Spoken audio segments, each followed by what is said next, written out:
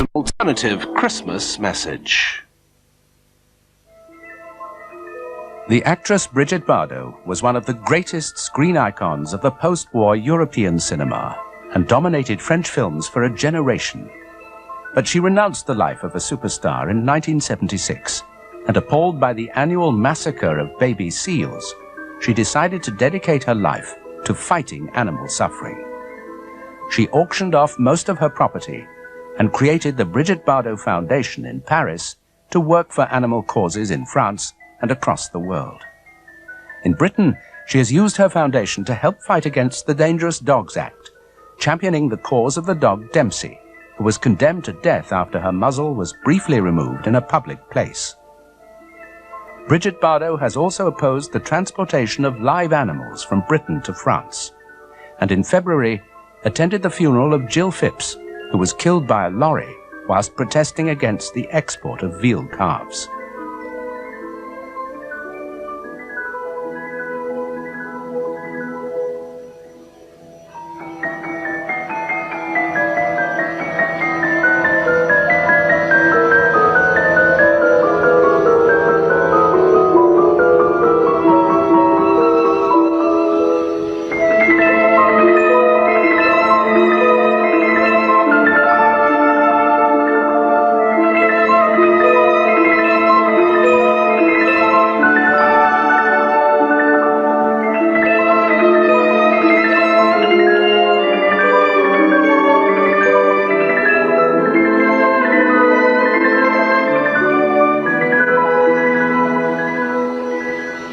I'm so happy to speak to you on this Christmas Day.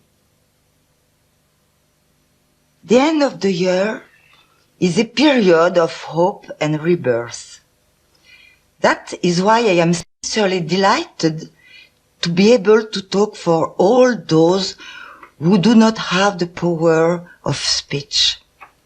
Those animals to whom I have dedicated my life, my energy, my fame, and my fortune. I think of all those wonderful British people who are trying to stop shameful death transports of animals. I think especially to the woman who sacrificed her life for this crusade, Jill Phipps, my fighting sister, to whom all my thoughts go to this Christmas.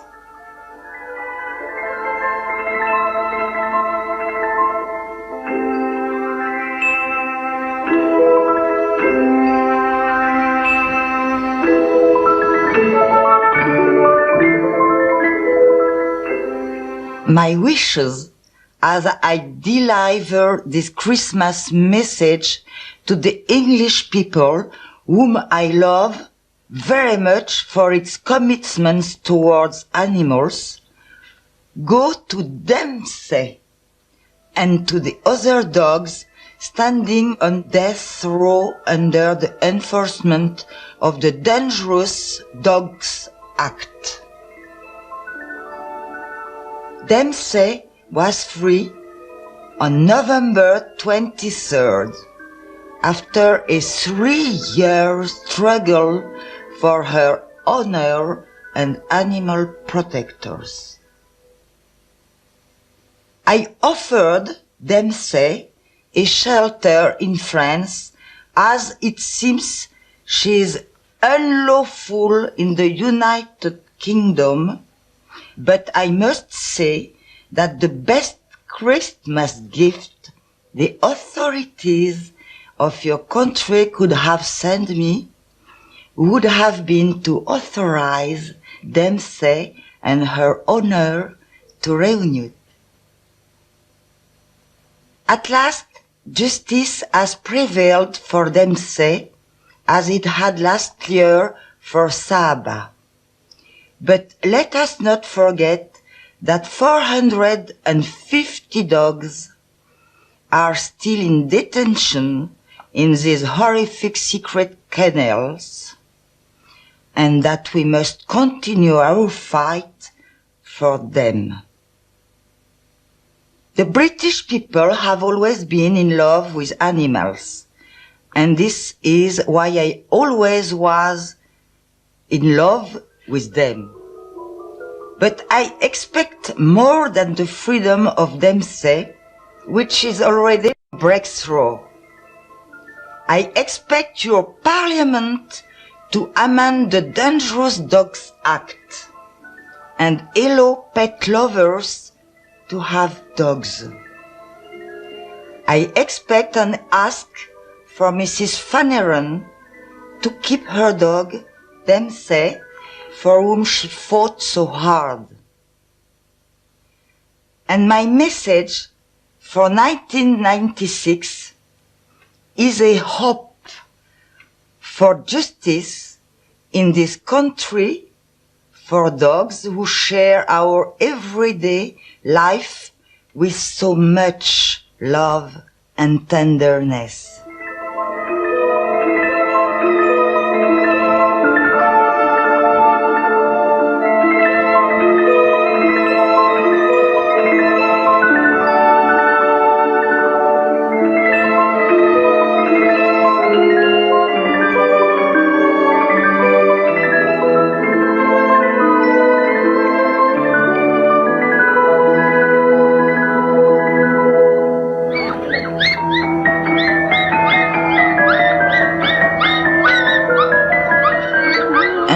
Can we not think also of all those puppies and kittens given as gifts at Christmas, sold at any price by anybody to anybody, and then abandoned when they grow up?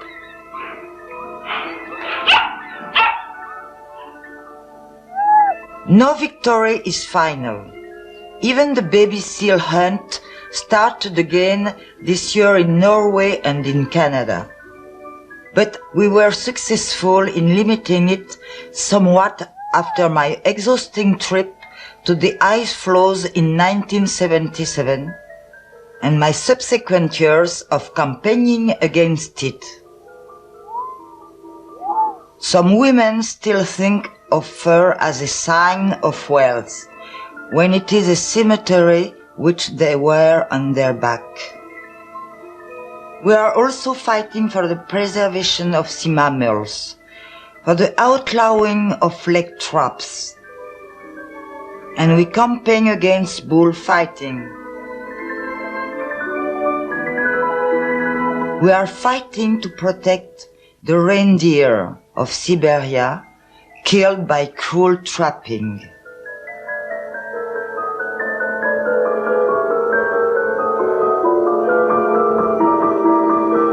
I ask all of you listening to me to help me in my fight to respect and protect animals by refusing food which involves suffering, by boycotting certain products like fur, by making people around you aware of animal suffering. Do not accept what is unacceptable.